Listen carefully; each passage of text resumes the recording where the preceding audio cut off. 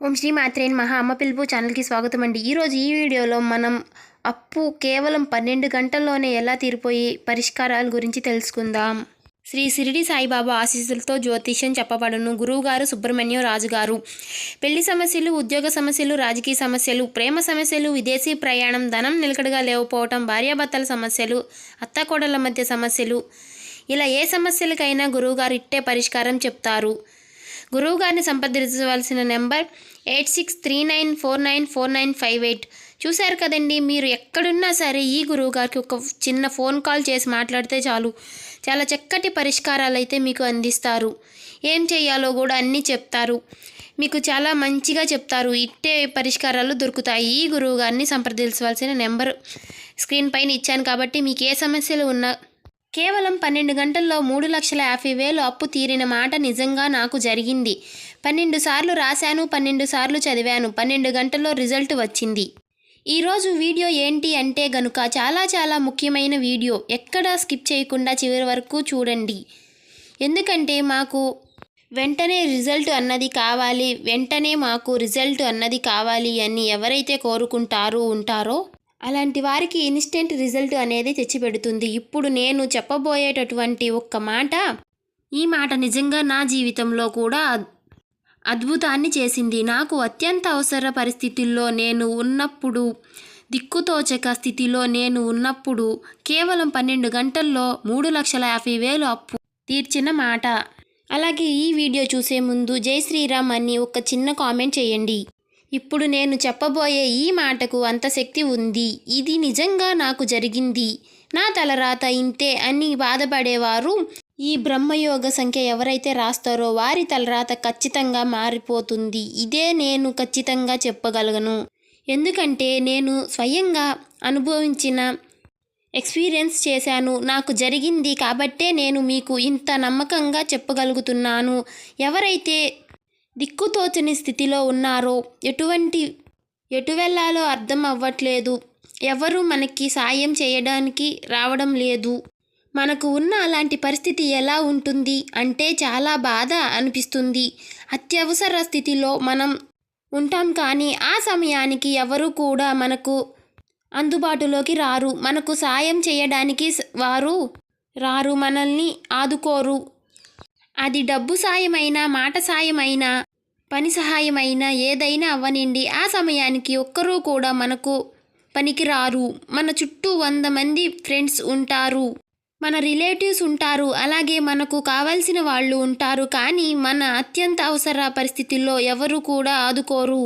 ఒక్కొక్కసారి మనం ఎంతో ప్రమాదంలో ఉంటాము. నిజంగా మన పరిస్థితి ఎంత దారుణంగా ఉంటుంది అంటే, మనం అత్యంత అవసరంలో ఉన్నప్పుడు ఒక మనిషి కూడా మన సహాయానికి రాకుండా పోతారు. అలాంటి సమయానికి మనం దురదృష్టవంతులం అనుకోవాలి, లేదా మన సహనాన్ని పరీక్షిస్తున్నాడు ఆ భగవంతుడు అని చెప్పాలి.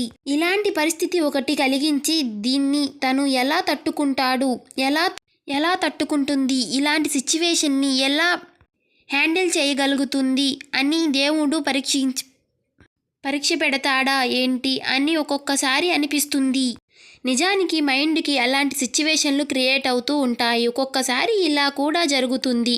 నాకు నిజంగా మొన్న మా ఇంట్లో ఇలా జరిగింది. రీసెంట్గా ఒక 10 రోజులు బ్యాంకు బిజినెస్ పరంగా నా అకౌంట్లో డబ్బు ఎంత ఉంది అని చెక్ చేసుకోకుండా ఇవ్వవలసిన వాళ్ళకి 3,50,000 చెక్కు మీద అమౌంట్ వేసి వాళ్ళకి ఇచ్చేశాను. తీరా చూస్తే అకౌంట్లో డబ్బు లేదు. నేను ఆ సంగతి మర్చిపోయాను. ఆ అమౌంట్ని నేను వేరే వాళ్ళకి ట్రాన్స్ఫర్ చేశాను. అది మర్చిపోయి అకౌంట్లో డబ్బు ఉంది అనుకొని చెక్కు మీద అమౌంట్ రాసి వాళ్ళకి ఇచ్చేశాను. ఆ చెక్ తీసుకుని వాళ్ళు వెళ్ళిపోయారు. అప్పుడు నాకు ఏం చెయ్యాలో అర్థం కాలేదు. ఎందుకంటే ఒక్కొక్కసారి చెక్కు వాళ్ళకి ఇచ్చేసాం కదా, వాళ్ళు డ్రా చేసుకోవడానికి బ్యాంకుకి వెళ్ళినప్పుడు నా అకౌంట్లో అమౌంట్ లేకపోతే ప్రాబ్లం అవుతుంది. అప్పుడు నాకు ఏం చెయ్యాలో అర్థం కాక దిక్కుతోచని స్థితిలో ఉండిపోయాను. అప్పుడు నాకు తెలిసిన కొంతమంది ఫ్రెండ్స్ని అడిగాను, అలాగే రిలేటివ్స్ దగ్గర కూడా ట్రై చేశాను. ఎవరు క్లోజ్ అనుకుంటే వాళ్ళ దగ్గర ట్రై చేశాను, కానీ ఎవ్వరూ సహాయం చేయడానికి ముందుకు రాలేదు. నిజానికి ఆ రోజు పరిస్థితి ఎంత దారుణంగా ఉంది అంటే, ఒక్కరి దగ్గర కూడా నాకు అమౌంట్ అన్నది పుట్టలేదు. ఎప్పుడైనా సరే ఎవరైనా నన్ను సహాయం అడిగితే నాకు తోచిన విధంగా సహాయం చేసేవాడిని. నా దగ్గర నుంచి చాలామంది హెల్ప్ తీసుకున్నారు. కానీ ఆ రోజు నా పరిస్థితి దారుణంగా ఉంది. ఒక్కొక్కరు ఇప్పుడు లేదు, ప్రస్తుతానికి లేదు, ఇంకో రోజు ఆగి ఇస్తాం, 2 రోజులు ఆగి ఇస్తాం, ఇప్పుడైతే లేవు, ఇవే మాటలు చెప్తూ వచ్చారు. ఇక ఏం చెయ్యాలో నాకు అర్థం కాలేదు. నాకు టెన్షన్ మొదలయ్యింది. చెక్కు ఏమో ఇచ్చేశాను. వాళ్ళు చెక్కు డ్రా చేసుకోవడానికి బ్యాంకుకి వెళితే నా పరిస్థితి ఏమిటి? ఉన్న పరువు పోతుంది, ప్రాబ్లం అవుతుంది అని చాలా టెన్షన్లు పడ్డాను. నాకు అప్పుడు గుర్తొచ్చింది, ఇది బ్రహ్మయోగ సంఖ్య. ఇది నేను ఎక్కడో చదివాను, ఎప్పుడో బుక్లో నోట్ చేసి దీని గురించి నాకు తెలుసు. కానీ నాకు అవసరం వచ్చినప్పుడు దీన్ని ప్రయోగిద్దాం అన్నట్టుగా అలా ఒక్కచోట ఈ సూత్రాలు అవి ఉన్న బుక్కులో, పూజ గదిలో ఉన్న బుక్కు మీద రాసి పెట్టాను. వెంటనే వెళ్ళి, మీరు నమ్ముతారో లేదో, ఈ బ్రహ్మయోగం సంఖ్య 12 సార్లు రాశాను, 12 సార్లు చదివాను. 24 గంటల్లో అక్షరాలా నాకు కావాల్సినంత అమౌంట్ ఏదైతే ఉందో అది నాకు అందింది. 3,50,000 చేతికి అందింది. అది కూడా వాళ్ళు చెక్ డ్రా చేసుకోవడానికి ముందే మాకు ఆ డబ్బు అందింది. ఇక ఆ హ్యాపీనెస్ అనేది మాకు మామూలుగా లేదు. అంతటి అద్భుతమైన సంఖ్య అది.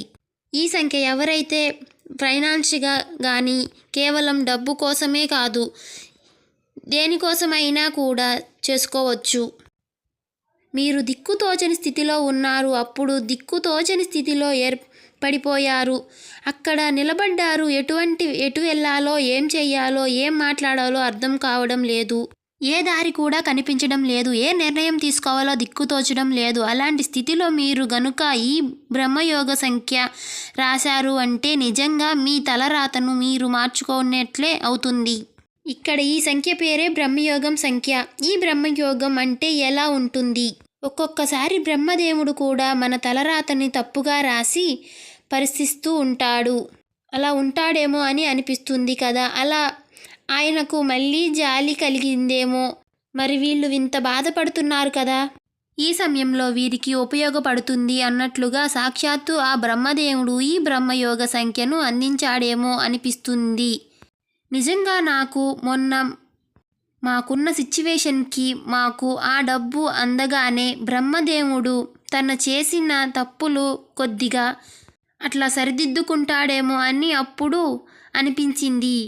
మీరు ఒక బిజినెస్ స్టార్ట్ చేయాలి అనుకుంటున్నారు. దాని గురించి మీరు కన్ఫ్యూజన్లో ఉన్నారు. అంటే ఇది నేను చేయొచ్చా లేదా, అది కాక వేరే ఏదైనా చెయ్యాలా, ఏం అర్థం కావడం లేదు అన్నప్పుడు, అలాగే ఏదైనా ఒక ఉద్యోగానికి వెళ్ళాలి అనుకున్నప్పుడు దానికి సెలెక్ట్ అయ్యారు, జాబ్కి సెలెక్ట్ అయ్యారు, ఇంకా 4-5 వాటికి కూడా ఇంటర్వ్యూస్కి వెళ్ళారు. మరి ఇందులో నుంచి ఏం సెలెక్ట్ చేసుకోవాలో అర్థం కావడం లేదు. ఇలా ఉన్నప్పుడు, అలాగే పెళ్ళిళ్ళ విషయంలో కూడా ఈ సంబంధం మంచిదా కాదా అని ఒక్కొక్కసారి చాలా కన్ఫ్యూజన్లో పడిపోతూ ఉంటాం, కంగారు పడుతూ ఉంటాం. అంటే ఒప్పుకోవాలా వద్దా, ఏది సెలెక్ట్ చేసుకోవాలో అర్థం కాకుండా ఉంటుంది. పిల్లల స్టడీ పరంగా కూడా ఏది తీసుకోవాలి, ఎందులోకి వెళితే వాళ్ళ భవిష్యత్ బాగుంటుంది అని నిర్ణయించుకోలేక ఇలా 1 కాదు 2 కాదు మనం అయోమయంలో పడే సందర్భాలు చాలానే ఉంటాయి. మనం మన ఫ్రెండ్స్ని కానీ తెలిసిన వాళ్ళని కానీ చాలామంది దగ్గర కూడా మనం సలహాలు అడుగుతూ ఉంటాం. ఇది నేను చేయాలనుకుంటున్నాను, ఇది కరెక్టేనా కాదా, ఇది సరైనదా కాదా, లేకపోతే ఇది కాక వేరేది ఏదైనా చెయ్యాలా, వేరేది చేస్తే ఇంకా బెస్ట్గా ఉంటుందా, దానికన్నా బెస్ట్ ఏదైనా ఉందా, ఇంకా ఇలా చాలా రకాలుగా ఆలోచిస్తూ ఉంటాం కదా. అలాంటి సిచ్యువేషన్ మీకు వచ్చిందా? మీరు ఏది దిక్కు తోచడం లేదు, ఎటు వెళ్ళాలో అర్థం కావడం లేదు. అలా మీ ఫ్రెండ్స్ కానీ మీ రిలేటివ్స్ కానీ మీకు సరైనటువంటి సలహాలు ఇవ్వడం లేదు. అప్పుడు మీరు కనుక ఈ బ్రహ్మయోగ సంఖ్యను రాశారు అంటే ఖచ్చితంగా మీకు దారి కనబడుతుంది, మీకు ఒక సొల్యూషన్ అన్నది కనబడుతుంది. ఇక ఈ బ్రహ్మయోగం సంఖ్య మీరు ఎప్పుడు రాయాలి, ఎలా రాయాలి, ఈ బ్రహ్మయోగం సంఖ్య ఏంటి అంటే గనుక ఇక్కడ నేను స్క్రీన్ మీద ఇస్తాను. నీట్గా స్క్రీన్ షాట్ తీసుకొని తప్పులు లేకుండా రాసుకుంటూ చదువుకోండి. హరేణ్యే నమః 975 హరేణ్యే నమః 975 హరేణ్యే నమః 975 మధ్యలో గ్యాప్ ఇవ్వకూడదు. 975కి హరేణ్యే నమః మంత్రానికి కలిపి రాయాలి. నేను స్క్రీన్ మీద చూపించిన విధంగా నీట్గా రాసుకోండి. మరి ఈ మంత్రాన్ని ఎప్పుడు రాయాలి అంటే మీరు బ్రహ్మ ముహూర్తంలోనే చేయాల్సి ఉంటుంది. బ్రహ్మ ముహూర్తం అంటేనే మనకు అది ఒక లక్ష్మీ ముహూర్తం అనాలి. బ్రహ్మ ముహూర్తంలో చేసినది ఏదీ కూడా ఇంతవరకు జరగలేదు అన్న మాటే లేదు. కాబట్టి మీరు బ్రహ్మ ముహూర్తంలో అంటే ఉదయం 3:45 నుంచి 4:30 లోపు చేయాలి. ఆ సమయంలో నిద్ర లేచి మీరు బాగానే ఉన్నాం అనుకుంటే, అంటే పీరియడ్స్ లాంటివి లేనప్పుడు, అలాగే నైట్ భార్యాభర్తలు దూరంగా ఉన్నాం, అంతా బాగానే ఉన్నాం అని అనుకున్నప్పుడు మాత్రమే చక్కగా మొహం కడుక్కొని కాళ్ళు చేతులు కడుక్కొని మీరు ఒక బుక్ మీద ఈ బ్రహ్మయోగం సంఖ్యని 12 సార్లు రాసుకోండి. మీరు మనసులో చెప్పుకుంటూ 12 సార్లు రాసుకోండి. అలా రాసేటప్పుడు మీ సంకల్పం కూడా మనస్ఫూర్తిగా మీరు చెప్పుకోండి. మీరు ఏదైతే కోరుకుంటున్నారో దాన్ని మీకు సంకల్పంగా మీరు చెప్పుకోండి. అలాగే కొంతమంది మేము అంత ఎర్లీగా మార్నింగ్ నిద్ర లేవలేము, చాలా కష్టం, లేదా మేము నైట్ డ్యూటీలు కూడా చేసి అప్పుడే వస్తాం, నైట్ డ్యూటీలో ఉంటాం, మేము చెయ్యలేము అని అనుకునేవాళ్ళు ఈవినింగ్ బ్రహ్మ ముహూర్తంలో కూడా చేసుకోవచ్చు. మార్నింగ్ ఎంత శక్తి ఉంటుందో ఈవినింగ్ కూడా ఉంటుంది. ఈవినింగ్ అంటే సూర్యాస్తమయానికి 30 నిమిషాలు ఉంటూ 30 నిమిషాలు అటు అంటే 1 గంట ఉంటుంది. ఈ టైంలో కూడా మీరు ఈ పరిహారాన్ని చేసుకోవచ్చు. లేదంటే ఈ పరిహారాన్ని బ్రహ్మ ముహూర్తంలో చక్కగా స్నానం చేసి దేవుడికి పూజ చేసి మీ సంకల్పం మనస్ఫూర్తిగా చెప్పుకొని ఈ బ్రహ్మయోగ సంఖ్యను రాయండి. 12 గంటల్లో ఖచ్చితంగా మీరు ఏం కోరుకుంటున్నారో అది మీకు జరిగి తీరుతుంది. అలాగే ఈ పరిహారాన్ని ఎవ్వరు చేయకూడదు అంటే పీరియడ్స్లో ఉన్నవాళ్ళు చేయకూడదు. నాన్ వెజ్ తిని చేయకండి. చేసిన రోజు కూడా నాన్ వెజ్ తినకండి. మీరు కనుక ఇలా బ్రహ్మ ముహూర్తంలో ఈ బ్రహ్మయోగ సంఖ్యను 12 సార్లు రాశారు అంటే కనుక ఎంతటి అద్భుతమైన రిజల్ట్ వస్తుందో మీరే నాతో చెప్తారు. ఎందుకంటే నేను పర్సనల్గా అనుభవించాను కాబట్టి మీకు కూడా ఉపయోగపడుతుంది నేను అనుకుంటున్నాను. ఇక ఈ పేపర్ని ఏం చేయాలి అంటే రాసిన పేపర్ని పూజ గదిలో ఉంచుకోండి. లేకపోతే దేవాలయానికి వెళ్ళినప్పుడు అక్కడ దేవుడి దగ్గర సమర్పించండి. లేదా మీరు డబ్బులు దాచుకునే బీరువాలో భద్రపరుచుకోవడం, లేదా పారే నదిలో వేయడం, ఇలా ఏదో ఒకటి చేయండి. ఈ వీడియో మీకు ఉపయోగపడుతుంది అని అనుకుంటున్నాను. ఐ హోప్ ఈ వీడియో మీకు నచ్చిందని నేను భావిస్తున్నాను. రేపు మరొక మంచి వీడియోతో మీ ముందుకు వస్తాను. అప్పటి వరకు సర్వేజన సుఖినో భవంతు. అలాగే ఈ వీడియో నచ్చినట్లయితే ఓం శ్రీ మాత్రే నమః అని కామెంట్ చేయండి. ఇంకా మన ఛానల్ని కొత్తగా చూసేవాళ్ళు ఎవరైనా ఉంటే సబ్స్క్రైబ్ చేసుకోండి. లైక్ చేయడం మర్చిపోకండి.